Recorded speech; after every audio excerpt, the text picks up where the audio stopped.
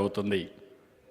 ఇవన్నీ కూడా నేను మిమ్మల్ని కోరేది ఏంటంటే, విశాఖపట్నం బ్రాండ్ ఎంత పెంచితే విశాఖపట్నం ఆకాశమే హద్దుగా అభివృద్ధి అయ్యే అవకాశం ఉంటుంది. అది తీసుకుపోయే బాధ్యత నాది.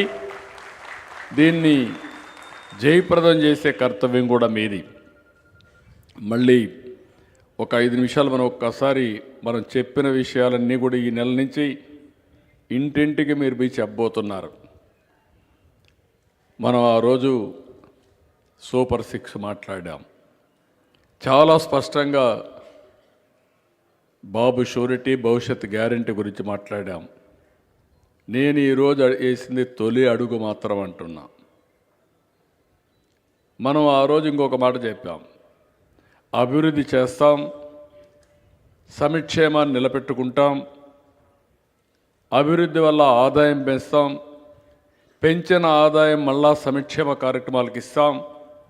నిరంతరం ఈ సైకిల్ కొనసాగుతుంది. దీనివల్ల పేదవాళ్ళని సాధికారత అంటే ఎంపవర్మెంట్ చేస్తామని చాలా స్పష్టంగా చెప్పాం. అందుకే ఆ రోజు ఇచ్చిన మాటలు చాలా కష్టాలు ఉన్నాయి. ఒక మాట అన్నా, స్కూళ్ళు తెరిసే లోపల తల్లికి వందనం డబ్బులు మీ అకౌంట్లో వేస్తానని చెప్పాను. మాట నిలబెట్టుకున్నాం. కష్టం ఉన్నా, ఇబ్బంది ఉన్నా, ఎక్కడ తెచ్చానో ఎట్లా తెచ్చానో నాకే తెలుసు. కానీ మాట నిలబెట్టుకున్న ప్రభుత్వం ఎన్డీఏ ప్రభుత్వం.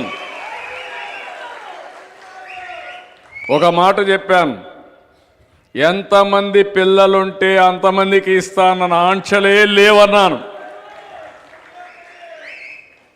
అంత మునిపేం చెప్పారు, అందరికీ ఇస్తానని ఒక్కడికి ఇచ్చారు. ఈరోజు నేను చెప్పింది, ఎంతమంది పిల్లలుంటే అంతమందికి ఇస్తామని చెప్పి ఒకే రోజు అకౌంట్లో డబ్బులు వేసిన ప్రభుత్వం ఎన్డీఏ ప్రభుత్వం. ఏంటి కాళ్ళు ఎత్తుకొని చెప్పాల్సిన బాధ్యత మీ మీద లేదా అని అడుగుతున్నా. ధైర్యంగా ప్రజల దగ్గరకు పోయే అధికారం మనకు లేదా అని అడుగుతున్నా మిమ్మల్ని. ఈ ఒక్క కార్యక్రమమే కాదు, ఇంకో పక్కన మీరు చూస్తే దేశంలో ఎవ్వరివ్వని విధంగా నేను సవాలు విసురుతున్నా.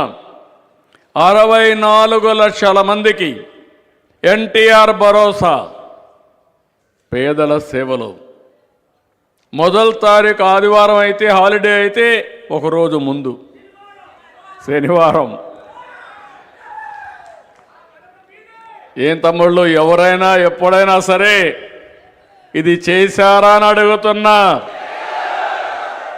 డబ్బులు ఇవ్వడమే కాదు, నేను కూడా వెళుతున్నా.